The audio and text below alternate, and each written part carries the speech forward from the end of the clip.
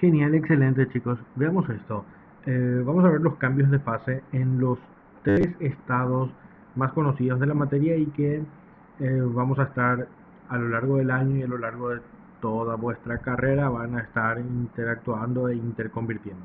El estado sólido, líquido y el estado gaseoso. Bien, para continuar entonces, tenemos que saber, hay un detalle que tenemos que saber, los sólidos y los líquidos no suelen sufrir variaciones importantes en su volumen cuando son sometidos a presión. ¿Sí? Bueno, se puede romper, un sólido se puede romper y cambia parcialmente su forma cuando es sometido a ciertas presiones, a determinadas presiones. Por encima de ciertas presiones se rompen y bueno, cambia la forma del sólido. Pero el volumen del sólido sigue siendo el mismo, es decir, si sumamos los volúmenes de los fragmentos del sólido, vamos a tener otra vez el volumen total. Sí, entonces los sólidos son prácticamente incompresibles, los líquidos moderadamente, pero se puede decir que también son incompresibles. Eh, entonces, cuando se somete a presión un sólido o un líquido, no hay mucho cambio que se pueda detectar, ¿sí? Entonces, sí hay cambios cuando se calientan los sólidos y líquidos o cuando los mismos se enfrían, ¿está bien? Cuando un sólido se calienta, cuando un sólido se calienta, suele ocurrir que el sólido se calienta y bueno, va dilatándose, van sufriendo algunos cambios. Cuanto mayor sea la temperatura a la que se le somete, entonces mayormente pueden ser observables esos cambios. Hasta que llega un momento en el que ocurre la fusión. La fusión es la conversión del estado sólido al estado líquido por medio del calentamiento. Fíjense ese triangulito que puse encima de la flechita. El triangulito en química significa calentamiento, ¿sí? Y bueno, un calentamiento, lo contrario a un calentamiento es el enfriamiento. ¿Cómo se representa el enfriamiento?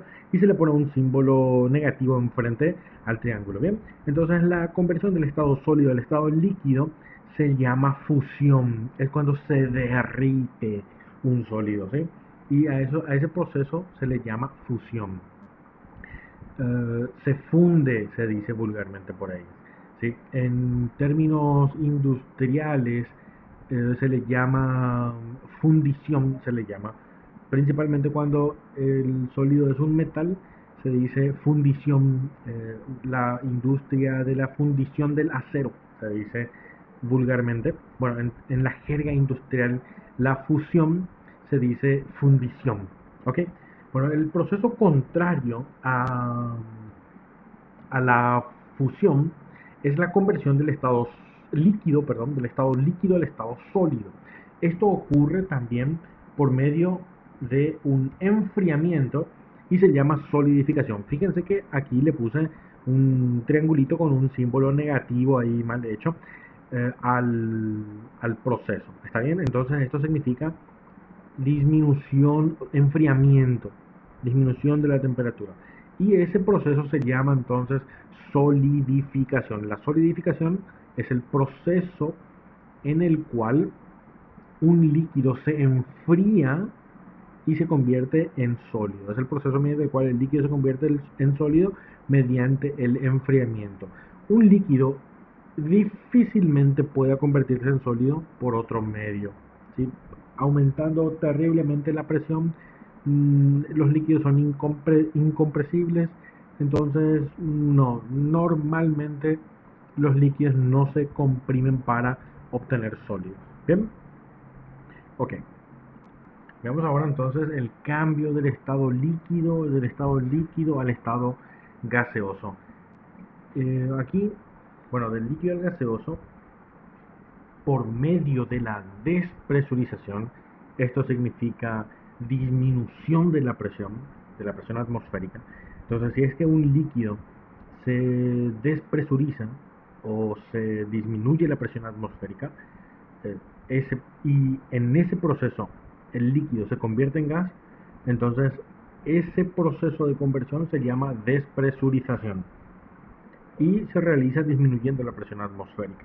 Bien, el proceso opuesto a este proceso, ¿sí? El proceso opuesto a esto es la presurización. ¿Sí? La presurización también se llama licuefacción. ¿Estamos de acuerdo? Y este proceso ocurre solamente aumentando la presión atmosférica. Es decir, para convertir un líquido en un, perdón, para convertir un gas en un líquido es necesario aumentar la presión atmosférica para que ocurra el proceso de licuefacción y el gas se convierta en un líquido. Entonces, el proceso se llama presurización o licuefacción. Algunos autores también le llaman licuación, ¿sí? Entonces, esos diferentes términos se pueden utilizar para el proceso de conversión de gas en líquido por medio del aumento de la presión. Por compresión del gas, el gas se puede convertir en líquido. ¿Está bien? No confundir, eh, no confundir con la condensación, que es otro proceso totalmente diferente. ¿Sí? Es otro proceso. Se llega al mismo resultado final, bueno, a un resultado similar, pero es por otro proceso. No confundir, ¿ok? La condensación es otra cosa. La licuefacción o la licuación es otra cosa.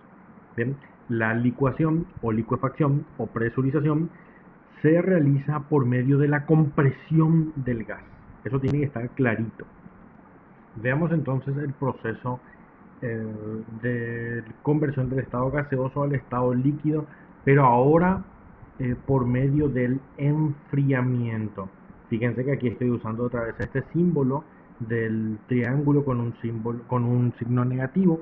Eso significa que el proceso es opuesto a un calentamiento. Un triangulito encima del proceso significa calentamiento y un triangulito con signo negativo significa enfriamiento, o sea, lo opuesto al calentamiento. Bien, cuando el estado gaseoso, cuando una sustancia en estado gaseoso se enfría, ¿sí? Para obtener el estado líquido, ese proceso se llama condensación y convierte el estado líquido, le convierte a un estado, perdón, de un estado gaseoso le convierte a un estado líquido. Fíjense la dirección de la flechita, ¿sí? Del estado gaseoso para convertirlo en estado líquido por medio del enfriamiento. Ese proceso se llama entonces condensación.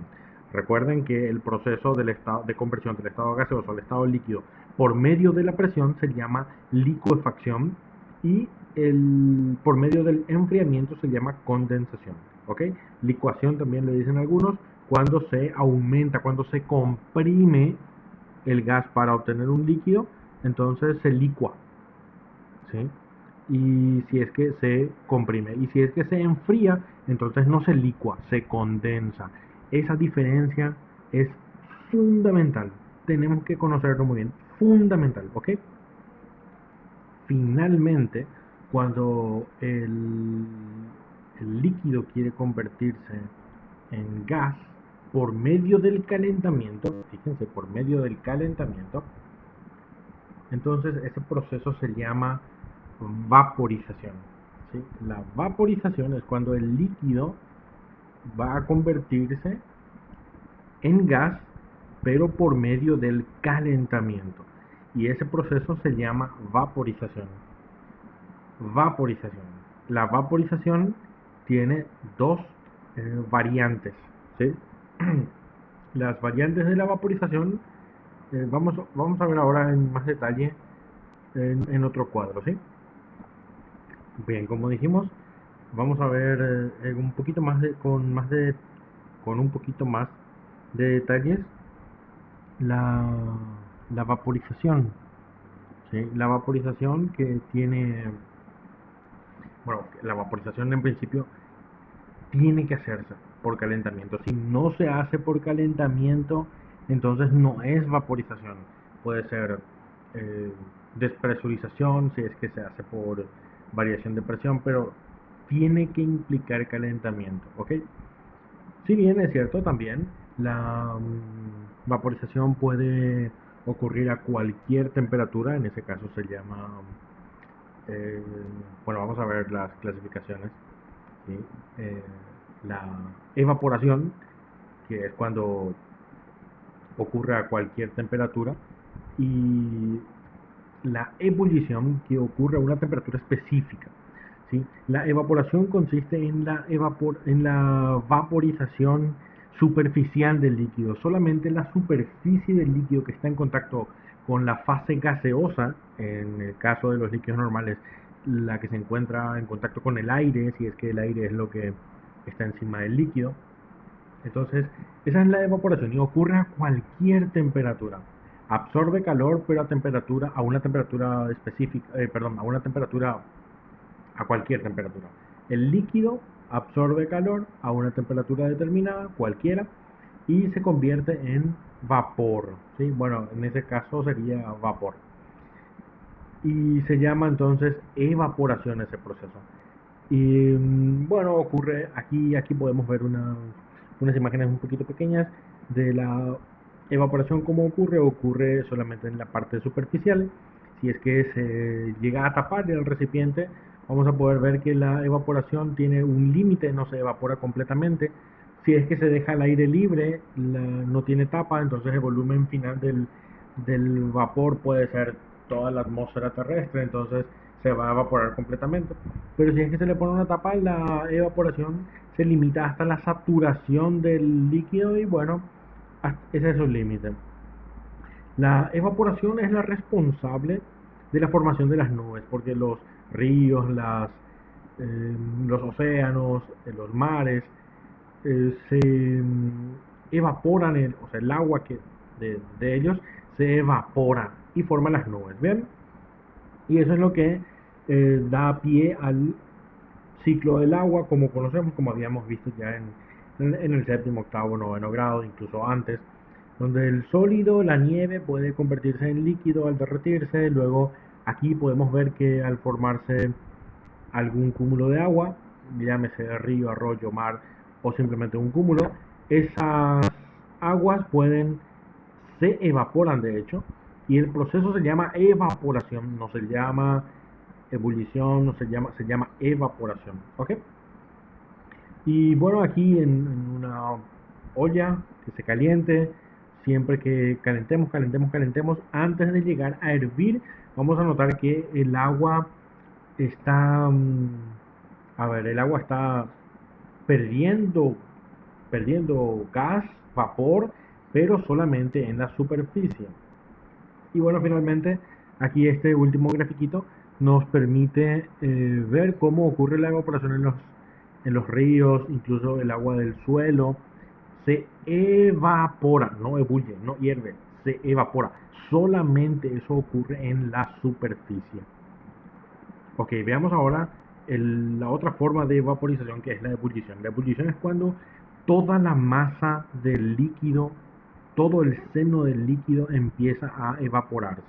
¿Sí? No solamente, o sea, la evaporación es superficial, pero cuando esa evaporación ocurre no solamente en la superficie, sino que también abajo en el fondo, en el medio, en los contornos, en toda la masa del líquido ocurre ese proceso de conversión, entonces se dice que es una ebullición.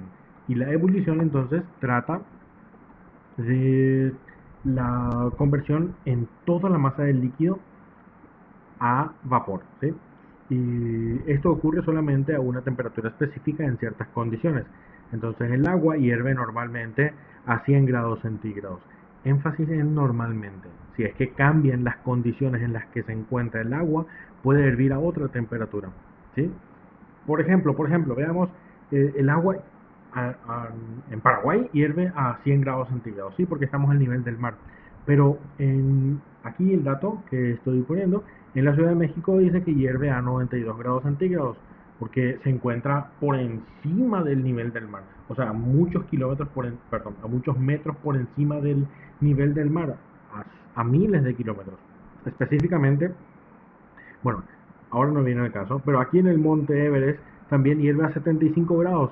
Eso debido a que se encuentra muy arriba y la presión atmosférica allá es mucho menor que la presión atmosférica aquí, ¿sí? Entonces hierve a menor temperatura, pero la temperatura de ebullición en esas condiciones es constante, ¿sí?